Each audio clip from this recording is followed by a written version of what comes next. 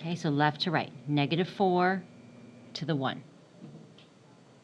All right, now I want to describe. So starting here on this part of the graph, can it equal -4? No. So we're going to say it's going from -4, not equal to it for x, but can it equal the 1? Yes, any line is going to equal, so equal to 1, close that up. So equal to the 1. Okay, so it starts at -4, don't step there, but you can go all the way to 1. Now your range from the bottom to the top. So the lowest part here I can get to is -1. I can go all the way up to 4. Can I equal -1? No. So -1, not equal to it. Can I equal the 4? No. So that's why I was saying it won't always match. So people go, oh, wait, they don't, no. The x and the y don't necessarily match. We're not talking about the same thing, right? So it's from here, bottom, to the top, can't equal. Try that again.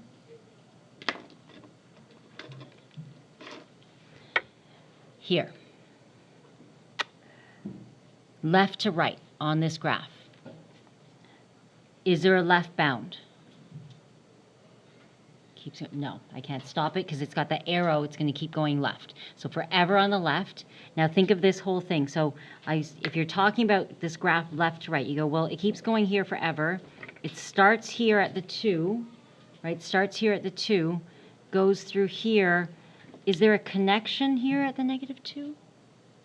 Yeah, because what happens here is it connects, then it connects here. So is there a gap or anything in the middle? Yep, there's a jump, but in terms of domain, it covers everything. You'd be like, but does it ever touch -2? It doesn't touch -2 here, but it does touch it here. So as long as part of the line touches -2, I don't have to exclude it. Somewhere on this graph, -2 does exist. So I'm going to go from 2, -2, yep, jumped over here and kept going forever. So when I describe the graph, I say, well, the rightmost bound here is 2, and then it keeps going left. I don't have to mention anything about this. That'll be described elsewhere, but not here. So we're going to say this, x is an element of real, and x is less than or equal to 2, and that's it. That's all I have to say. I know there's stuff going on, but in terms of the domain, that all it cares about is how wide the graph is. What x values is it? Okay, last one. Range. Up and down. So now when you think about this graph from the top to the bottom, so the bottom here, there's an arrow. So that's why I said where you put arrows is important. So there's no lower bound, right? Keeps going. Now it goes from here, and it goes up, so it starts at 4. And can I say it heads down forever? What's the problem? It's this, right?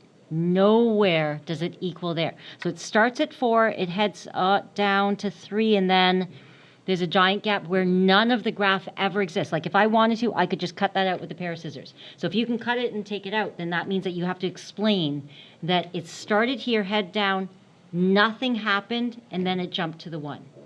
So that has to be explained. You can't go from 4 down. Nope, that's not what the graph happened. So you're going to do this.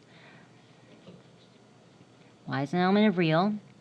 Okay, and you're going to say for the left side of the graph, or the bottom half of the graph, it's at 1 heading down, and then you're going to explain this part separately. So you're going to tell me that there are 2 parts of this graph that don't connect at all. Like there's never a crossover there. So you're going to say it's less than 1. So y is less than 1, can't equal it, or, and you're going to use the word or, O-R, not and not a comma. You have to use this word. Okay, it's not and it's not a comma. It's not the same thing.